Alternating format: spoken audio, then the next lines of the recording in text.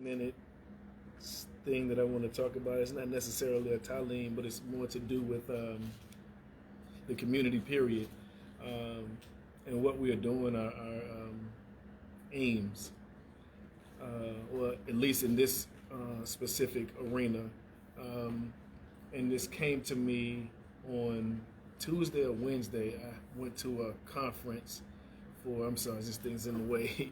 I went to a conference, and it was for a business conference with an attorney who was an attorney for specifically for businesses. And after the meeting, I talked to her about some business interests that I was interested in, and somehow we started talking about Mali and Timbuktu, and this is a very intelligent sister, but she had never heard of Timbuktu, never heard of Mansa Musa. Um, and it just reminded me of the silo that I'm in, of the bubble that I'm in sometimes, because I'm amongst Muslims that are knowledgeable about their history, knowledgeable about African history, at least to some degree.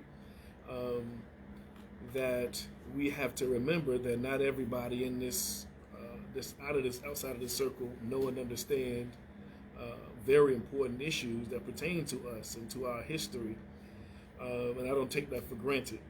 Um, she said her husband was very interested in Africa, and I told her, some people that she can talk to so she can gain some more knowledge and more information on the subject.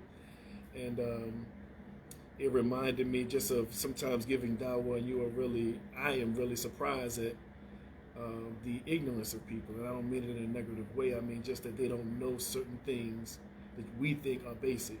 So with that said, I wanted the community to be aware of the things that we know, the things that we are learning.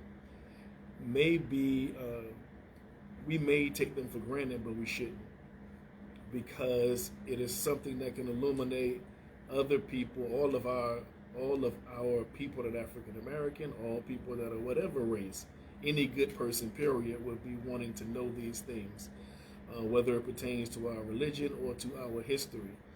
Um, Embarking upon this reading of the Sirah of the Prophet, people learning Arabic, the Arabic or Quranic Arabic, I had intended to read some of William Shakespeare's play, so I can demonstrate how different Quranic Arabic is to Arabic.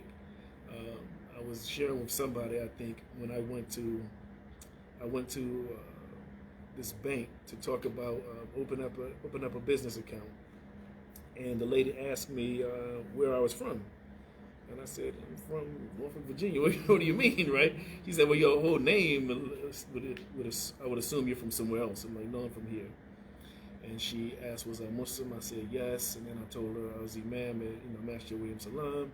And somehow, I think just after we had talked about Quranic Arabic and Arabic, because her last name was something like Sanchez or something, so I thought she was a Latina.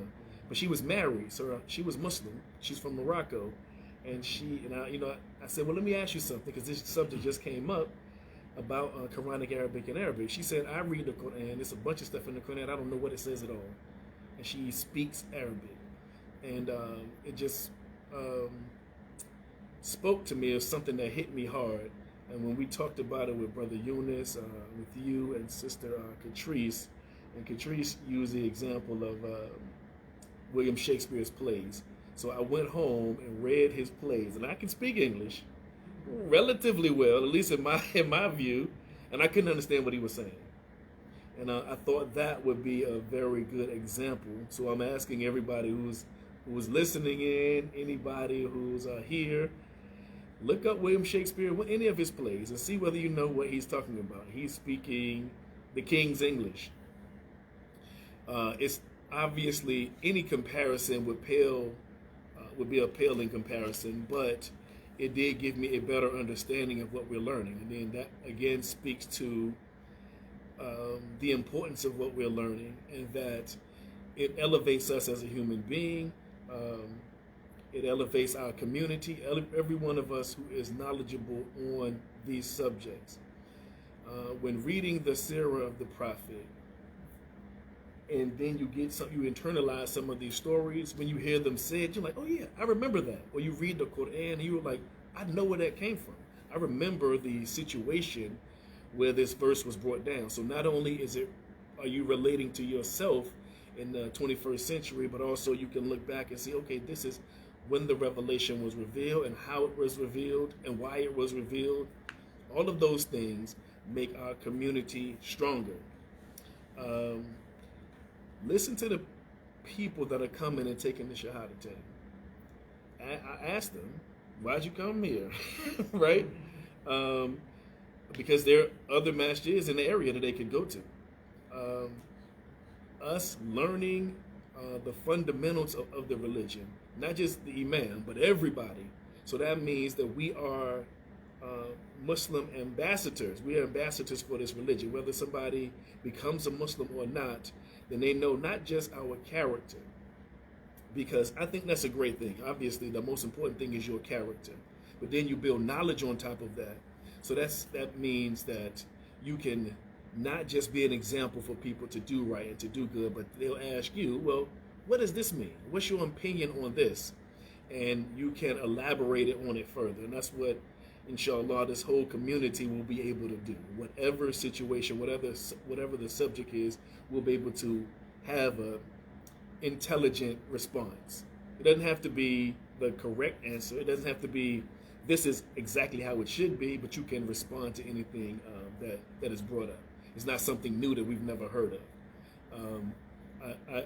When I was just saying that, I was thinking about my father, who never finished school, right? But he read more books than I would say anybody I've ever met. So once I was reading and studying, so when you study the Quran, it makes you want to study everything else, the whole universe and everything you can learn about everything. So I started studying all these different things, and I would always come to my dad and say, you know about this? And he could expound on every single thing I talked about, no matter what the subject was. And that's how we are supposed to be, whatever the subject is. And the interesting part, at least to me, is the humility. Because he could have told me a long time ago, yeah, I can tell you about this, or I can tell you about that. But I came to him saying, let me tell you about the sun. And he was like, well, let me tell you this, And we all should be able to do that to some degree, to our family and friends, because that way they'll not just look up to us for our morality, for our reverence to Allah, but also to our knowledge. And it'll set us apart from other communities, other peoples. We want to be the shining light, the beacon of light, when people are looking to come to a masjid, that they see our masjid. Because that's what they said. They said, I looked at the pictures and I was like, okay, I'm gonna come in here. Or I saw the khutbah, or I saw somebody talking, and that's why I came. So I've been saying that social media right now is our tool. And obviously it can be used for very bad, but it also can be used for very good. Because the last 3 or 4 people that came in and took the Shahadatain said they looked on the website, or they looked for the website, which we don't have one. By the way, inshallah, we'll have one. But we got Facebook. I do some things on YouTube, on Instagram. And they're younger people. They're not necessarily going to look at our archives, but if they see something that's interesting, a subject matter that's interesting, or a title or something, because they also, one of the other things was they said they were looking for somebody that looked like them, right? So they want to feel comfortable, because they're not comfortable anyway, because they come into a masjid. They don't know how to pray for them. They don't know what to say. They don't know what to do.